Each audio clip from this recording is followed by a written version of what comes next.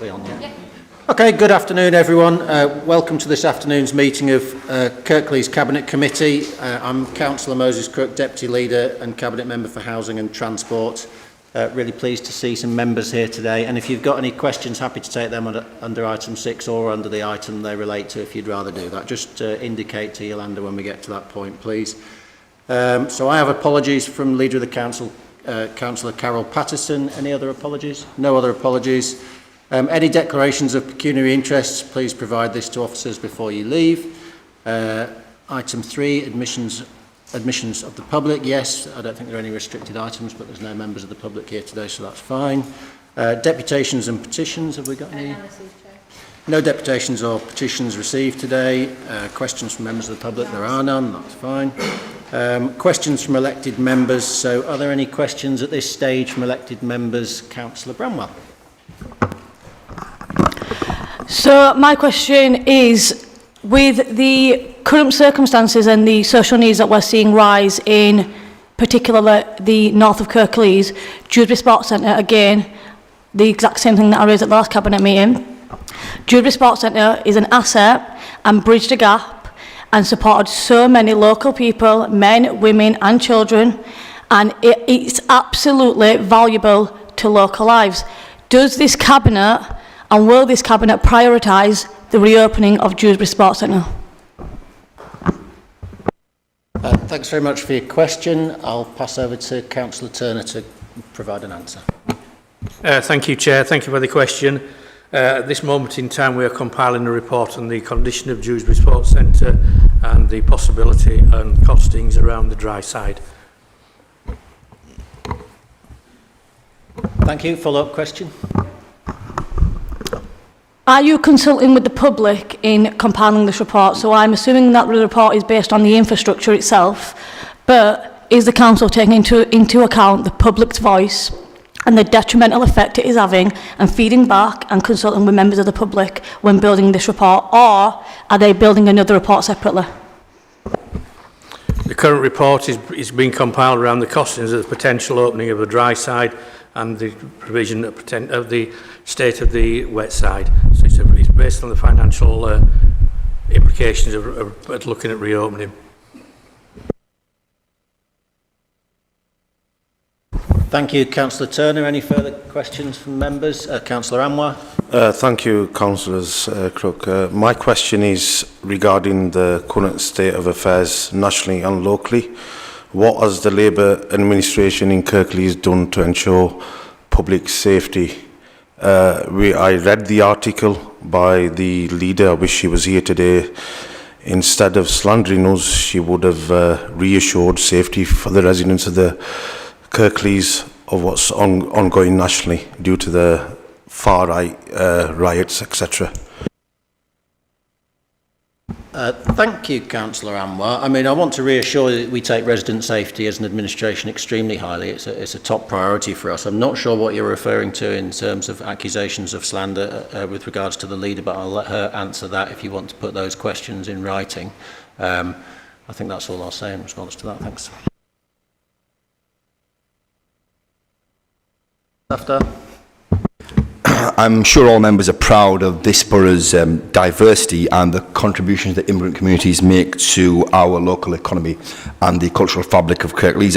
I would ask the Cabinet politely if they have any plans to celebrate this diversity and multiculturalism in light of far-right mobilisations. Not only celebrate, but also what steps are being taken with regional and national authorities to de-radicalise some of our forgotten youth and maybe disillusioned youth. I'm talking about friends maybe in the indigenous white community that may have been susceptible to lies and misinformation. So how are we going to tackle misinformation and de-radicalisation, and how are we also going to celebrate and promote diversity and the positives of immigration in our borough?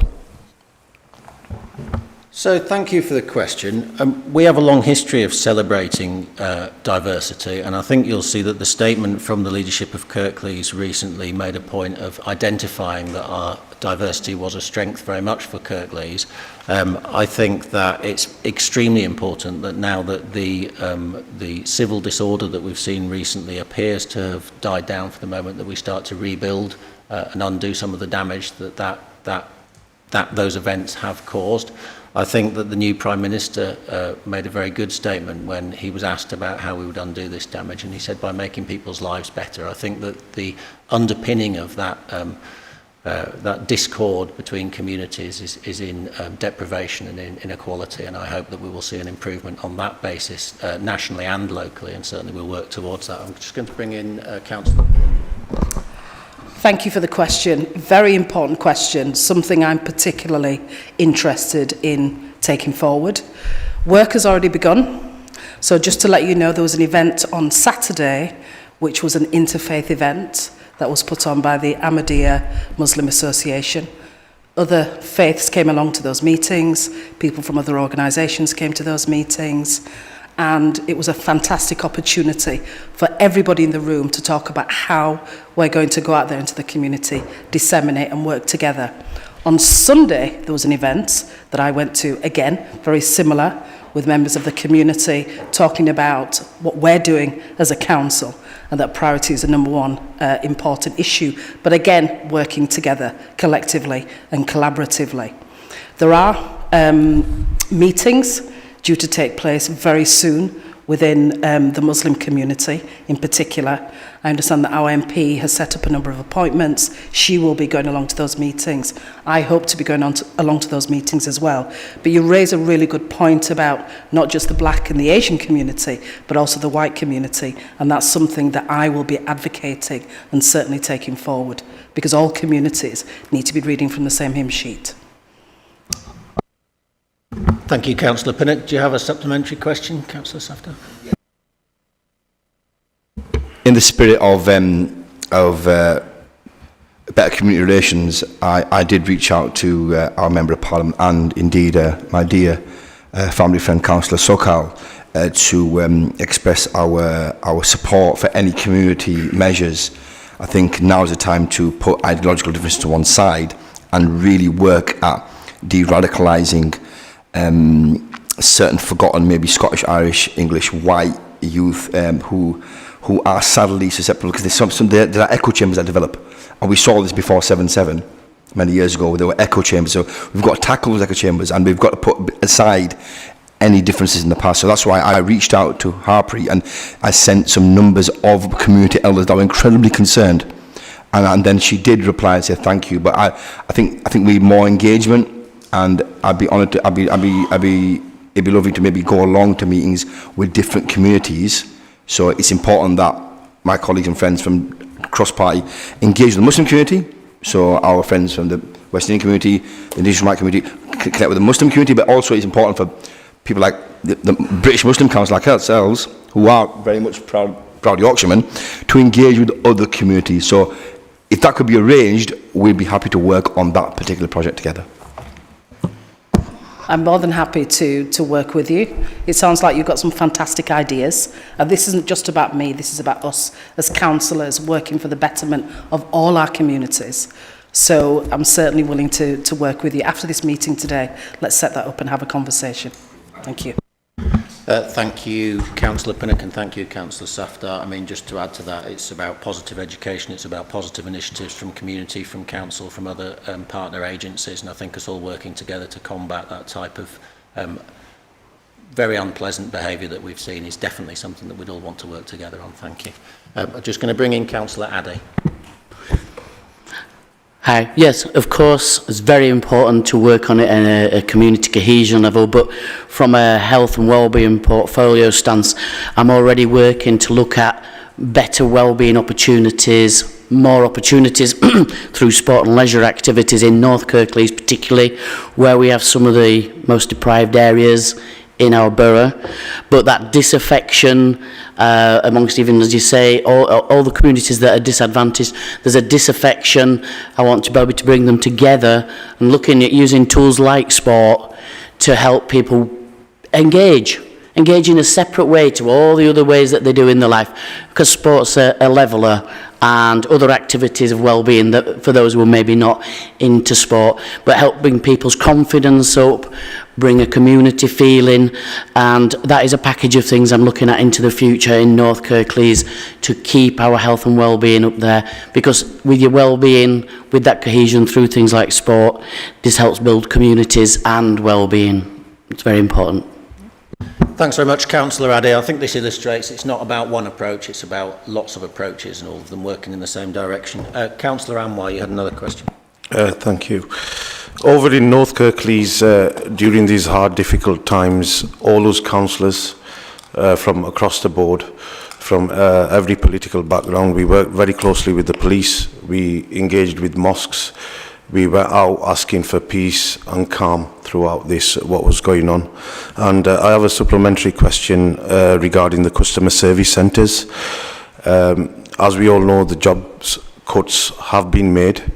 What is the Cabinet's proposal in keeping key services active there instead of relying on volunteers that they can't get? Thank you, Councillor Anwar. Are you happy to answer that, Councillor Hawkins? Or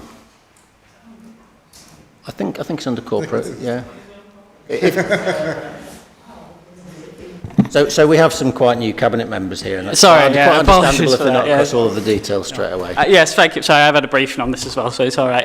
Well, when we I think the week after the last full council meeting, the Monday, I think at that point, many of the customer service centres had sort of withdrawn at that point. I think going forward, it's definitely something I'm committed to looking at to make sure the support that was there is still replicated, certainly in libraries which remain in the heart of the community, other community buildings that are there, so that support, while it's no longer there in the customer service centres, is still in the community and people can still access them readily. That's of vital importance. As you say, so many of our residents depend on that. I've spoken to staff, I've seen people who use that service and spoken to them. We understand the importance of that. It's not going to just go away into the night and that support's no longer going to be there. It will be there right in the heart of the community.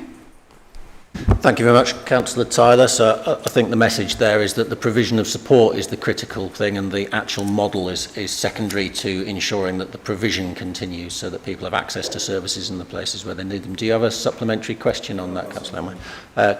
Councillor Bramwell.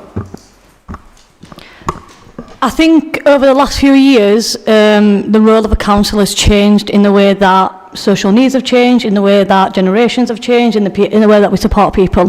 One thing that hasn't changed is potholes and hedges, and it'll never change. And it's what we kind of put down as basics and borderline. You know, it's the basic necessities that people want to see done. Is, you know, damage to the cars, the hedges cut so it looks great, so it looks nice.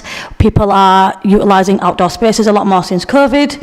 So when it comes to North Kirklees, and I'm sure in the same in your wards, the hedges and potholes are a huge, huge issue. Now, I know that we need to ensure that we are mobilising our communities to do more. But how do we do this? Because a lot of residents, including myself, we have offered to do the work, especially when it comes to hedges and open green spaces. We've offered the council that we will do that, we will set up volunteers, we will get people involved, and we still have to meet policy. So certain things can't be cut at certain times. We have to make sure that we're, you know, going through all the red tape. So my question is, how do we mobilise our residents? Because we're in a cost of living crisis. A lot of people are living in poverty. It's very, very hard to get people out and about doing things when they're working 40 to 60-hour weeks. So what is the council's plan on this, and how do we implement that into our wards, and how do we as councillors become support mechanisms in doing that? Thank you, Councillor Bramwell, for your question. I guess we split this into two parts because it is really important, particularly with the lower funding levels that councils and local authorities receive now, that we support communities and residents to help themselves where that's possible. I certainly wouldn't want to see a future where residents were filling in their own potholes. I don't think that would be safe. I can bring in Councillor Ahmed to talk about potholes. In terms of motivating communities to self-support, we have schemes of seed funding and support to get schemes underway and then to support those schemes to continue. But as you rightly say, we don't have the funding to continue with the level of services that we have previously provided. So if people want to live in an environment where that level of service continues, then we need to move to a slightly different delivery model, which will include volunteers from those communities helping each other, which I think has other benefits as well in terms of community cohesion and so forth. I'll just bring in Councillor Ahmed to discuss potholes. Thank you for the most important question, which is always the most visible question around in every single ward and every single area in the street. So I've only just taken over the position of highways, and I'm looking into this, but clearly in terms of potholes, that is one of the major problems and issues that people have. And the council does have a priority. It has limited resources. I'm not going to go into the overall budget and actually the need. The need is far greater than the budget, and we do prioritise potholes depending on obviously the severity of that. In terms of your engagement, I did want to sort of come into that, in that there are a lot of vehicles and avenues where residents can engage themselves through residents groups, residents associations. The local community wards have budgets which they can prioritise with their own local residents to try and use that. And a lot of the other a lot of the ward members are doing this to try and engage as many communities as possible. And I hope that that's something that we can continue to do. Clearly there's always limited resources, but at least there is an avenue there. And on top of that, they should be looking at creative ways to match fund and try and get additional funding to do the partnership working. So partnership working, local sort of improvements within your own wards, and actually using the council budgets as well to be able to do that as well. Thank you. Thanks very much, Councillor Ahmed. So all of us as community champions, as ward councillors, have a place in helping to facilitate this shift in service delivery. But do you have a supplementary question, Tanisha? Yeah. Thank you, Councillor Ahmed. I agree to some extent in residents reaching out and residents finding those avenues, but I think it is our responsibility, and I think that it should be done through a cross-party partnership. When it comes to us mobilising our residents, a lot of people are not going to be able to go out of their way and find these avenues, even if you post a link. You know, some people need information at a much different rate. So when it comes to that engagement and showing what's on offer, I think that's our responsibility. I think that's a local authority responsibility, because for all the people that are reaching out, which is fantastic, that will go and find those avenues, you know, by themselves, there's a large percentage that either won't know how or won't know or find the time, to be able to do that with their lives. So I think that building a different plan or maybe seeking a new way of engagement is something to be looked at. And again, I think that should be done cross-party so that everyone's doing that within their own wards, because we're all seeing similar social needs. And yeah, I think that will benefit our residents a lot further. Thanks very much for your follow-up question. I think one of the things we can do to support you in this is if you drop us an email, we can get back with some detail on how we can support you to be more active and reach more elements of your community and set up more self-support groups. So I'm very happy to do that if you email me. Did you want to come in again, Councillor Ahmed? I just wanted to take your offer up in terms of cross-party engagement. I think it's important. This is nothing to do with parties. It's about engagement within the community. I'll be more than happy to and welcome to have those kind of discussions in terms of how we can do that, because I think it's important that we do try and look at all avenues that are available. Thank you. Any further questions from members at this stage? No? Oh, one, Councillor Safdar, yeah. Yes, I do understand that we're in a cost of living crisis and there are just tremendous amount of pressure on council budgets right now, but I'm particularly concerned about one of the most, obviously my ward is probably one of the most deprived in Kirklees, if not West Yorkshire, and I'm seeing a lot of vandalism, damage in probably the most important play area within the Asian pocket of Thornton Lodge. And I personally, I'm not entirely certain who the new cabinet member would be for parks, because I know the lines have been blurred a few years, but right, okay, so I invite Councillor Ahmed to visit the usual road play area near Cardigan Stores as soon as possible, because the offices seem to be tremendously busy, under-resourced, so maybe let's see if we can engage some, maybe TSL, maybe engage some voluntary organisations, and let's see if we can together boots on the ground, councillors, volunteers, council officers, workers, try to repair the play area because it's the paving's dangerous now, and so are the rides.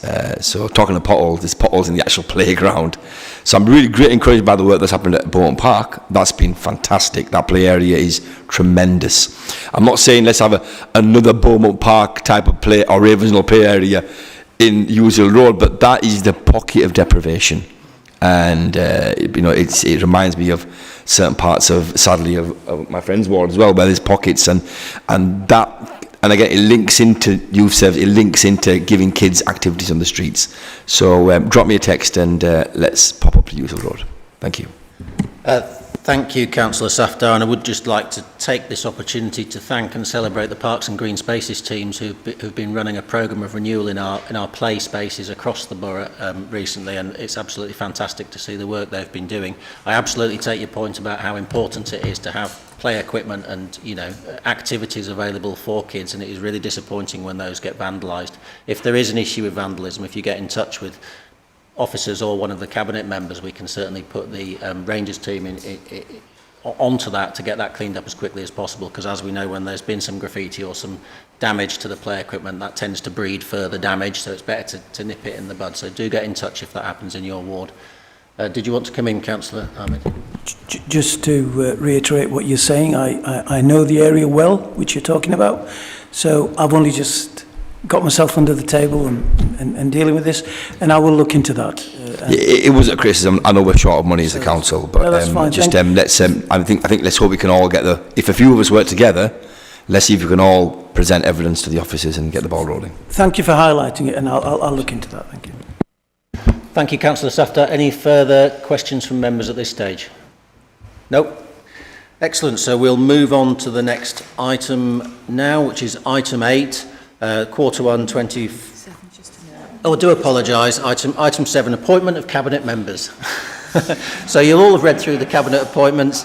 In any case, you're all here and hard at work fulfilling your roles. So this is just to formally note the appointments in a cabinet meeting. So thank you for that. So moving on, item 8, Quarter 1, 2024-25 Council Plan and Performance Update Report, which provides information on progress against our council plan and performance against council key measures.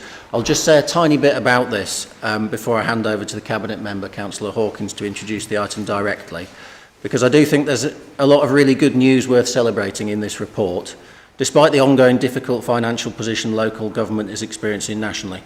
As a council, we're continuing to deliver against the council plan and our priorities, including through exciting and aspirational and very much needed investment in our places, with the Huddersfield Cultural Heart Project and the Blueprint and Small Town Centres projects in Dewsbury, Holmfirth, Batley, Marsden and so on, all of which will support ongoing wider investment and regeneration. There's a huge programme of investment and improvement in our council homes underway to ensure all of our tenants have a safe, warm, secure and decent home. And the new extra care facility, which is on track to open for new residents later this year, is also a really positive message.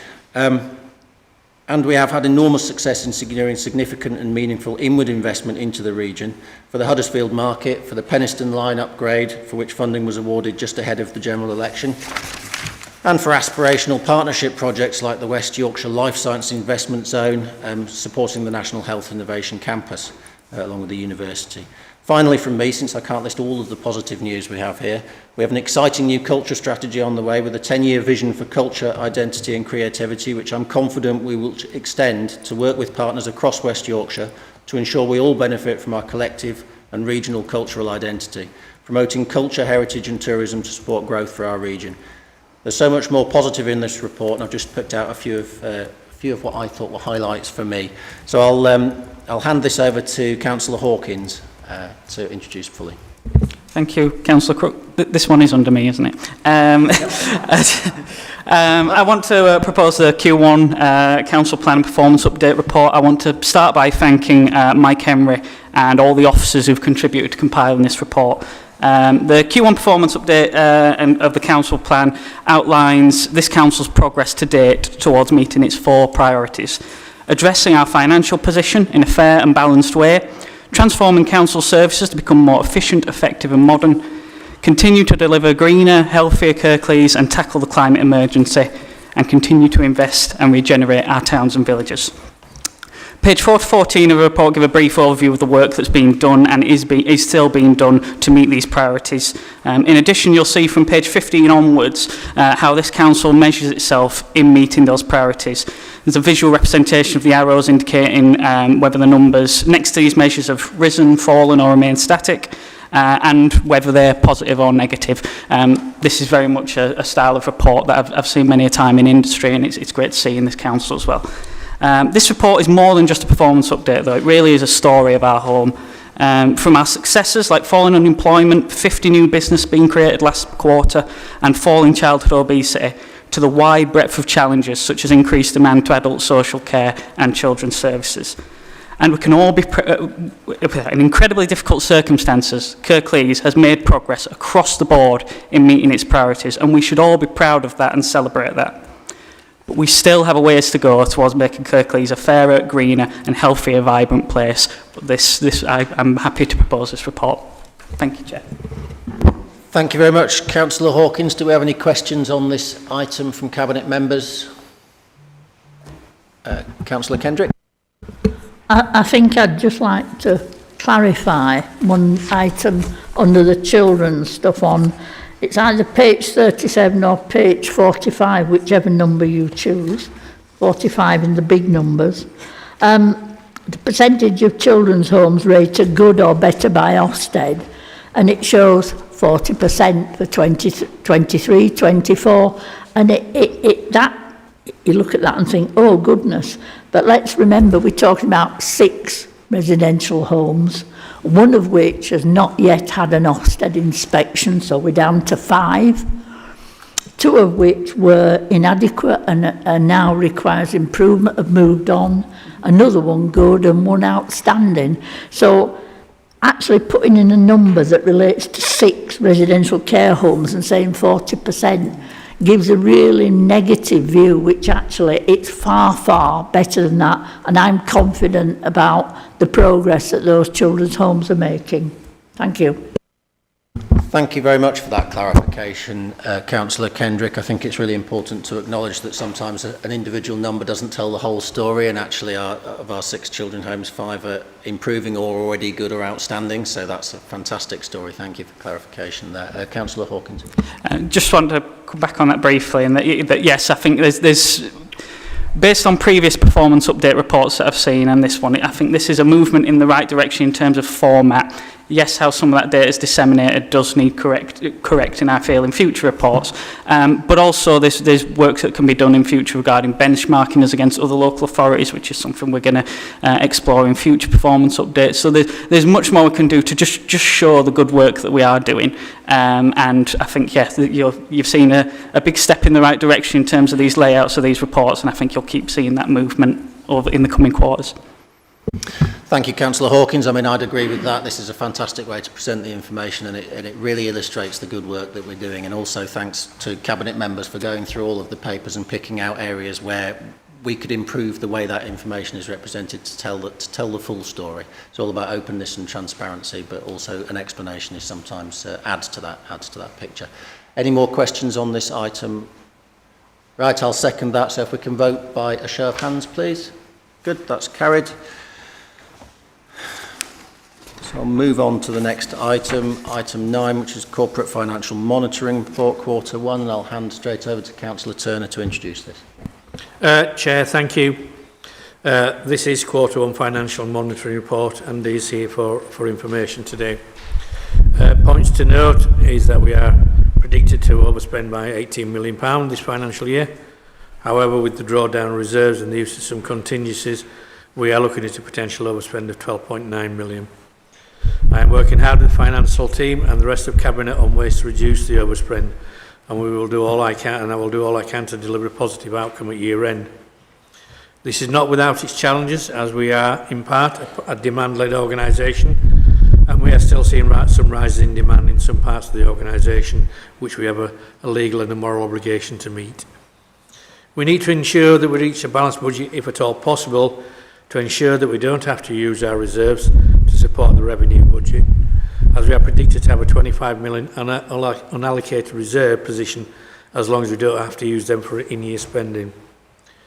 It's important that we maintain a health reserve position, hence the importance of delivering a balanced budget without having to use reserves, or if we do need to use reserves, as little as possible of those precious reserves as possible. The recent reduction by 1/4% in base rates will provide some help in our revenue spend, and if we can get at least one more cut before the end of the financial year, that will help us a little bit more. It's clear the economy is starting to move in the right direction in line with the current government's new policies and direction. We have been reprofiling our capital spend and will continue to do so over the year. As a result of reprofiling, we have revised our capital spend down by 62 million. This does include a reduction in the HRA capital budget as well. Chair, can I thank our finance team for preparing this very detailed report before you today? And Chair, can I ask Cabinet to note and accept the report before us today? Thank you, Councillor Turner. Do we have any questions on this item? No? I mean, I think we'll just move straight to a vote then. If that's okay by show of hands. Thank you, that's carried. Move on to item 10, Corporate Risk Quarterly Report 1. I'll pass straight over to Councillor Hawkins. Oh, another one for me as well. Thank you, Chair. So I'd like to present the Q1 risk report. I want to begin again by thanking Martin Durnley and Alice Kerfer for all their work on this report, and I'm very glad that this has been taken as a separate agenda item. I know in the past risk reports have been presented alongside the financial update, well, as part of the financial update, but I really do think they warrant their own, being presented in their own right, and I'm glad that that's happening today. For me, these risk registers and the risk management strategy is vital for this council, and I do urge all councillors, particularly sort of new councillors who've joined the council recently, to read this report in its entirety. It outlines all the risks to the council, the services we provide, and by extension the risks to our residents. You can see how close these risks are to becoming reality, how we can mitigate these risks, what are the unknown knowns, what's the instability that's lurking around the corner potentially. Because at the end of the day, we all have a duty, both as a cabinet and as a wider council, to protect this council and its services. It's incumbent on every member of Kirklees, officers and elected members, to be alert to the risks we're facing. Financial uncertainty is a risk. Cyber attacks are risks. Climate change is a risk. Our housing stock is a risk. Political instability is also a risk. Risks to this council are therefore risks to our residents, and we all have our part to play in minimising those risks and protecting everyone. Thank you, Chair. Thank you very much, Councillor Hawkins. Obviously, you're absolutely right. Knowing our risks allows us to mitigate those risks, so it's a really important point that you make. Do we have any questions on this report? No. So I'm happy to second this item and take the report as it stands. Can we move this by show of hands, or vote on this in show of hands? Thank you very much. That's carried. So I think that concludes everything we have to do today as Cabinet business. So thank you very much for attending.